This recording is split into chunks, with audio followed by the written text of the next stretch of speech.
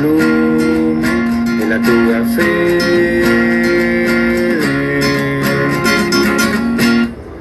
Bienvenidos a su canal Alza il volume de la tua fede, donde meditamos, reflexionamos el Evangelio de cada día a la luz y a la óptica de la tradición, el magisterio de la Santa Iglesia Católica, la única iglesia que porta las llaves del reino de los cielos.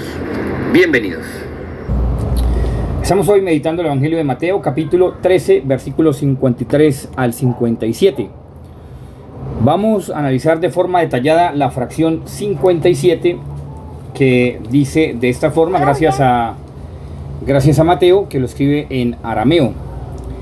Y como bien hemos dicho, Mateo es el testigo ocular fiel, al igual que San Juan, los cuales incurren en cuanto a que son los más fidedignos evangelistas en contar la procedencia de los milagros de Jesús, de la acción de Jesús, en cuanto a su cotidianidad y en cuanto a la fracción normal, natural de Jesús, paso a paso de lo que acontecía en la vida personal de él y con sus mismos apóstoles discípulos. De forma que Mateo nos está dejando clara unas claves precisas, concretas, que también se apoya a la iglesia en ciertos escritos apócrifos, como el caso el día de hoy, que son también muy recurrentes en la patrística, para entonces dar, o más bien hacer la parte objetiva más clara, más precisa de lo que acontece en el gran misterio de nuestro Señor Jesucristo. ¿Por qué se dice gran misterio de nuestro Señor Jesucristo?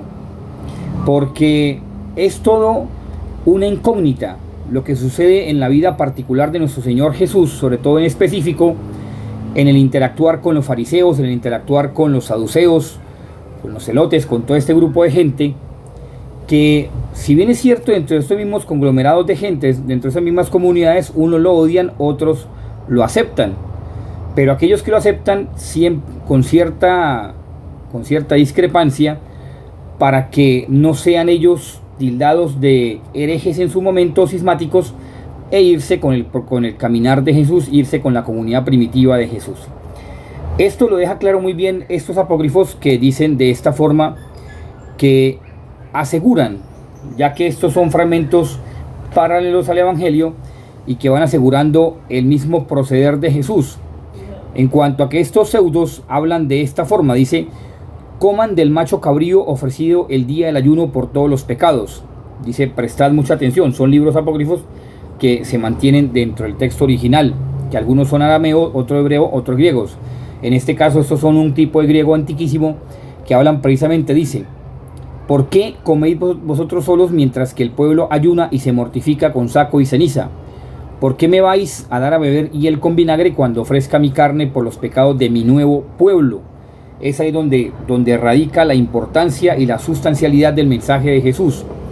De forma que mostraba que era necesario que le hiciesen padecer, sobre todo atendiendo a lo que él ordenó: tomad 2 machos cabríos, hermosos y semejantes, y ofrecerlos. El sacerdote toma uno para un holocausto por los pecados. Y estos autores se preguntan: ¿y qué harán con el otro? Entonces el otro dice: es maldito. Atended cómo se manifiesta la figura de Jesús. Es aquí entonces donde se entra a entender claramente lo que es el mensaje de Cristo, lo que es la situación cristológica y cristocéntrica en cuanto al mensaje propiamente de Jesús para estas primitivas comunidades cristianas. Sobre todo como lo enuncian de una forma muy precisa, que dice de esta forma, muy demasiadamente interesante. Dice, Jesús fanerouste, que es, vuelvo digo, es un griego bastante antiquísimo, que está escrito este apócrifo. ¿Y qué está haciendo referencia ahí? Pues nada más ni nada menos a que la referencia de Jesús con el cordero inmolado, con el cordero que supuestamente se hace maldito, y con el cordero que supuestamente no es ignominioso para dentro de la cultura judía, porque carga sobre sí un poco de blasfemias, un cúmulo de pecados que son inherentes supuestamente a él, que está blasfemando contra la cultura judía, y que él supuestamente está haciendo sedición y está haciendo un cisma entre los judíos, cosa contraria, como él mismo lo dice. Él mismo en otros apócrifos dice: vengo a hacer nuevas todas las cosas. De forma que se atestigua en esta fracción también griega, dice, de mi nuevo pueblo, sobre todo porque se enuncia de una forma muy precisa en cuanto a que dice la fracción epithausos, sais isposos, que hace referencia precisamente a un convencimiento, a una idiosincrasia que es una inculturación. Voy a tratar de explicarme mejor, pero como digo, siempre por los bordes, para obviamente pues no entrar en detalles porque se demoraría 1 a 2 horas más o menos tratando de explicar este sistema en cuanto a la acción apócrifa que hace parte de la misma teología y que hace referencia con ese famoso espodos, que está hablando en griego precisamente de aquella acción que parte de un convencimiento absoluto, sabiendo que el camino que yo estoy tomando, el camino que yo estoy siguiendo es el camino verdadero. Que pese a lo que los otros me digan, que Jesús es, como decían los judíos, que es un hombre maldito, que es un hombre que está ajeno a la cultura judía, que está blasfemando, que está haciendo cosas incongruentes con el sentir judío, que nada por el contrario tiene que ver con la realidad judía, afirman estos rabinos, estos agentes de diferentes grupos, pues se están equivocando porque simplemente Jesús, como dice esta fracción, en cuanto a que también habla del famoso Zahos, que es una fracción griega que hace parte de la primitiva comunidad judío-cristiana, que está haciendo el acontecer cotidiano en cuanto a que parten del judaísmo, pero lo perfeccionan. Mire la gran diferencia. Parte del judaísmo, el famoso Zahos, quiere decir partir de una realidad, pero buscando siempre la perfección de la misma realidad. Y es que tiene mucho que ver en ese sentido. ¿Por qué? Porque si usted mira la historia del pueblo judío, el principal mandamiento del judaísmo es el Shema. Shema, Shema Yisrael, Adonai Eloheinu, Adonai Echad. Deja, bueno, todo lo que sigue con respecto al Shema. Y el Shema quiere decir amar al Señor tu Dios con toda tu mente, con todas tus fuerzas, con todo tu corazón. Y obviamente lleva los mandamientos en tu interior. Bueno, en fin. Pero Jesús lo perfecciona. Y eso es lo que está diciendo precisamente el Zahos. Quiere decir, partir de un inicio, pero buscando la perfección partiendo de ese mismo precepto, o sea, de esa misma regulación. Y eso es lo que está haciendo Jesús con respecto a su mensaje, porque lo que está buscando es la perfección. La perfección para entonces alcanzar el reino de los cielos.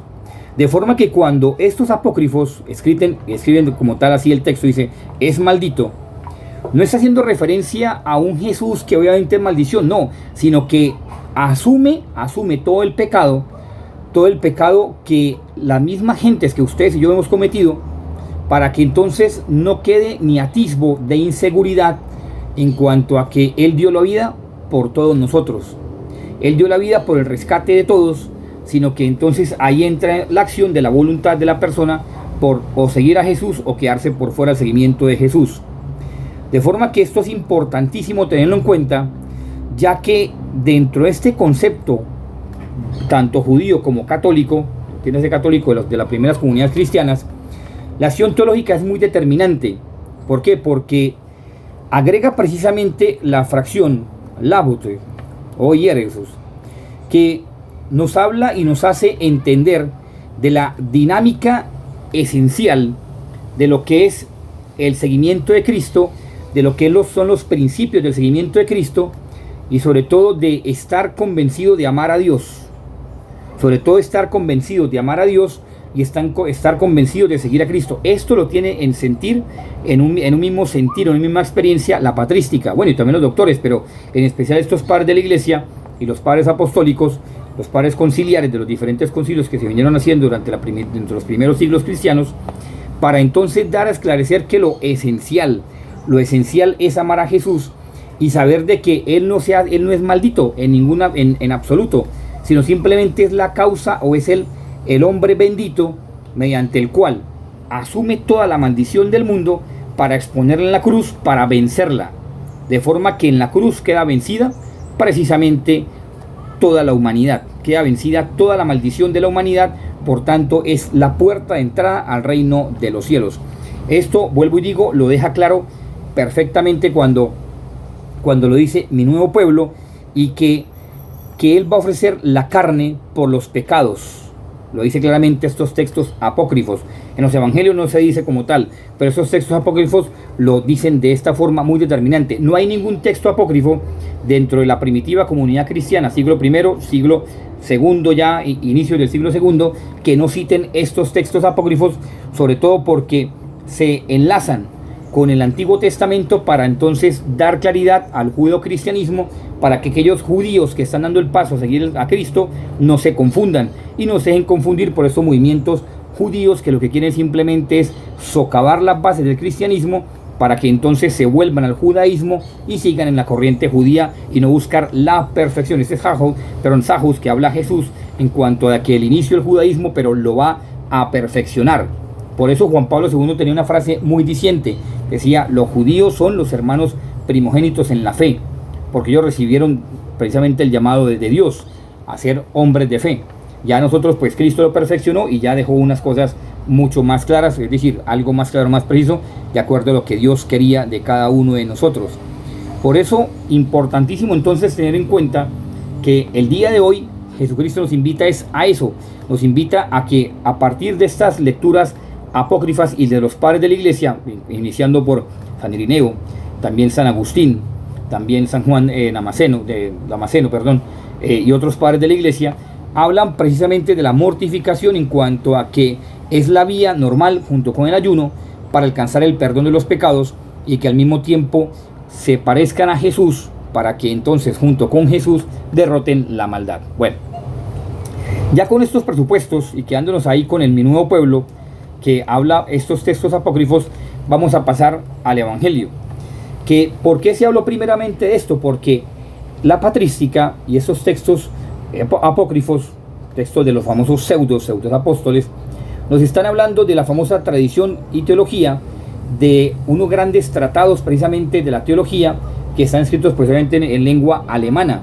Y vuelvo y digo, son textos alemanes buenos, no lastimosamente, como hoy tengo que decirlo, no textos heréticos alemanes, sino textos verdaderamente fehacientes, buenos, que van de acuerdo a la tradición, que se pueden conseguir bajo diferentes tutorías, pero el tratado es el mismo que habla el famoso tratado de la teología y de la tradición.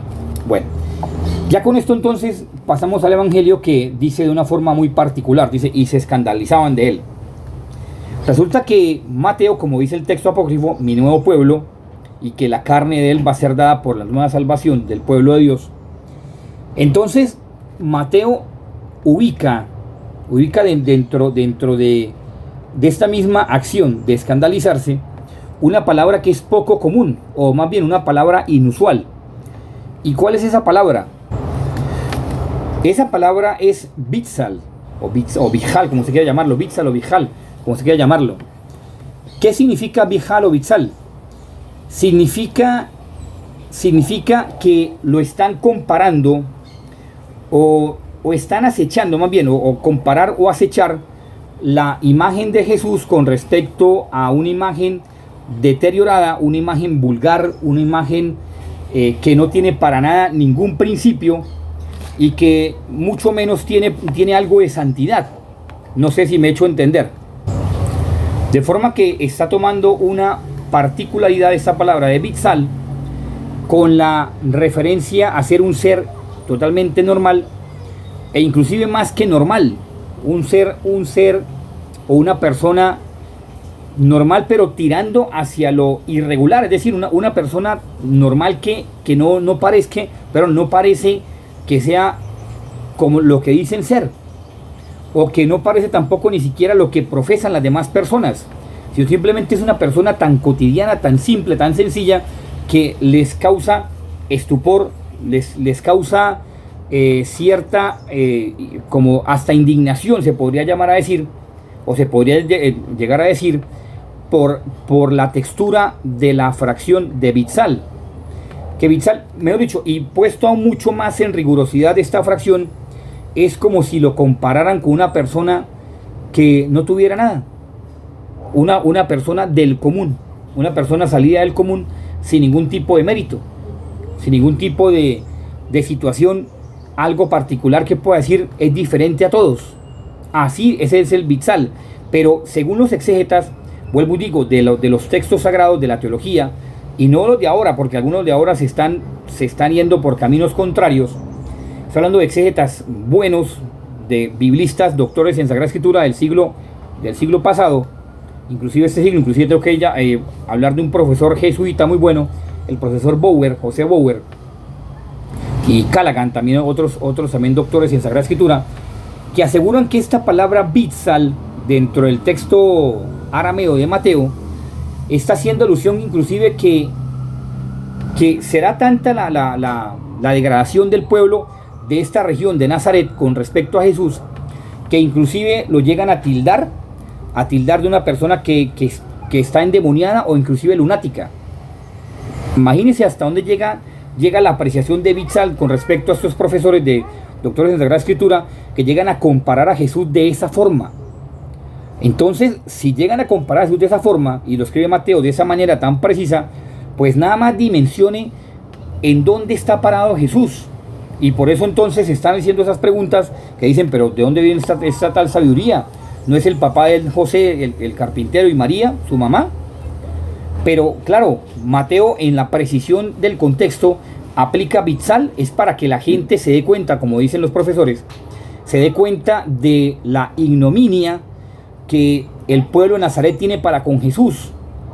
O sea, parte de esa acción que dicen, no, yo no le creo a este Señor. Yo no le creo a este Señor porque yo no le creo que hagan tantos milagros, yo no le creo que sea el Hijo de Dios, yo no creo que ese Señor sea capaz de hacer tantas cosas. Porque muy seguramente llegó a Nazaret la información de que Jesús hacía milagros, que resucitaba muertos, muchas cosas, y pues claro, ellos pues aterrados dicen, pero es que el Señor no es de tal parte, el papá no es este, la mamá no es esta. Pero lo más aterrador y lo que hace mayor consternación es la palabra con que se refieren a Jesús, el Bitzal, que obviamente lo están tratando hasta de lunático, hasta de endemoniado. Es una cosa precisa en el texto de Mateo que uno dice hasta dónde llega la denigración con respecto a la persona de Jesús, que lo tildan hasta de eso.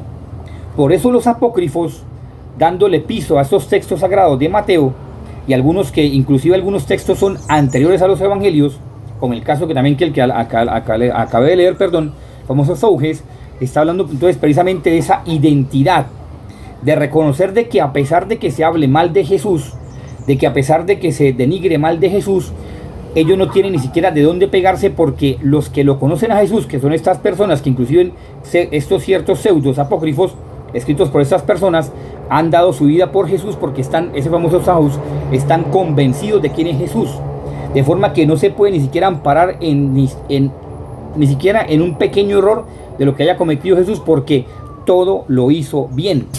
De ahí entonces que Jesús viene a la perfección, de perfeccionar el judaísmo, llevándola valga la redundancia, a la perfección absoluta, de dar su vida y perfeccionar esa idiosincrasia, esa inculturación del pueblo judío, para lo que hoy se conoce como la Iglesia Católica. Valdría la pena hoy preguntarnos entonces, ¿hasta qué punto en nuestra vida estamos conscientes de que Jesús es verdaderamente el Hijo de Dios? ¿Hasta qué punto estamos conscientes de que Jesús se hace cuerpo y sangre, alma y divinidad en la Eucaristía? ¿Hasta qué punto estamos convencidos, así como estos apócrifos y también de los padres de la Iglesia, que son el piso y el fundamento de la teología, que tuvieron que luchar contra herejías fuertísimas, inclusive también los gnósticos, que tuvieron que luchar contra los gnósticos, que hasta qué punto la persona, o ustedes y yo, estamos convencidos de que Jesús es el centro de nuestra vida y que debemos hallar el camino que nos conduce hacia Él? Que si nosotros por lo menos nos estamos pareciendo en un mínimo porcentaje a lo que es Jesús, porque cuando usted sigue a Jesús, téngalo por seguro que cuando usted sigue a Jesús, también van a denigrar de usted, también van a hablar de usted. Pero ¿cuál es el problema? El problema es que de Jesús pudieron hablar mucho de él, pero no tuvieron ni la menor prueba para acusarlo de lo que denigraban de él. Ahora, la pregunta es, ustedes y yo somos tan limpios que lo que nos acusan, ¿pueden ellos verdaderamente estar basados en la realidad? ¿O sencillamente son meras especulaciones que buscan es el detrimento de la persona, buscan es hablar mal de la persona y crearle mala fama? Como decían por ahí un dicho popular que dicen que usted puede hablar mal de alguien, Y usted, así mismo como puede hablar mal de alguien, puede quitarle las plumas a una gallina. El problema es después colocárselas. Así mismo usted no puede devolverle la fama a una persona, así sea la persona lo que haya hecho, pero la persona está en todo el deber, por la gracia de Cristo, de encontrar la conversión, esa famosa acción de Jesús de mi pueblo nuevo. El Cordero de Dios que se hace cargo de los pecados del mundo para que no le quede ni la menor duda a ninguna persona, para que el día del juicio personal ante Dios no le quede la menor duda que Él se hizo cargo de todos sus pecados, que simplemente lo que le pidió a usted fue conversión y convencimiento de seguirlo a Él, y que usted no fue capaz ni siquiera de hacerlo en lo más mínimo. Es ahí donde entonces está la gran responsabilidad del cristiano. De forma que el día de hoy pidamos a la Virgencita María que nos cubra con su manto maternal de amor, nos lleve entre su inmaculado corazón, nos libre de la acción del maligno, de Satanás, para que entonces nosotros no caigamos en ese error que cayeron los coterráneos de nuestro Señor Jesucristo de Nazaret, para divulgar o difamar a una persona, y mucho menos hacerla parecer como hicieron parecer a Jesús los de Nazaret. Que San José nos libre de la acción del maligno, de Satanás, porque si algo se paga, como dicen los exorcistas, es el pecado de la difamación, de la lengua, de la blasfemia, que junto con los pecados de la lujuria, de la fornicación de la carne, son los pecados que más se pagan en el infierno. Que seamos conscientes de que estamos en una batalla espiritual y que nuestra responsabilidad es ayudar a la salvación de las almas y que lleguen a la casa del Padre Celestial.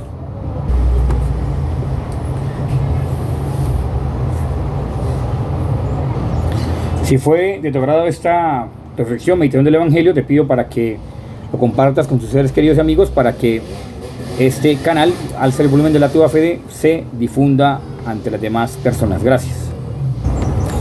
También, si deseas, además de orar por esta obra de evangelización, Alza el Volumen de la Tuya Fede, si deseas también colaborar de un aspecto económico, lo puedes hacer a través de esas dos plataformas aquí en Colombia, Nequi y Plata, y te agradecemos de antemano tu colaboración. Así como también, si deseas, también a través de esta cuenta de ahorros de la vivienda desde Colombia o cualquier parte del mundo, puedes hacer tu aporte a esta obra de evangelización. Dios, la Virgen María, San José te bendigan, y tu ángel de la guarda tú le permitas la inspiración de parte de Dios para que haga siempre la voluntad de Dios. Que Dios te bendiga y que pases un muy feliz día. Que estés muy bien.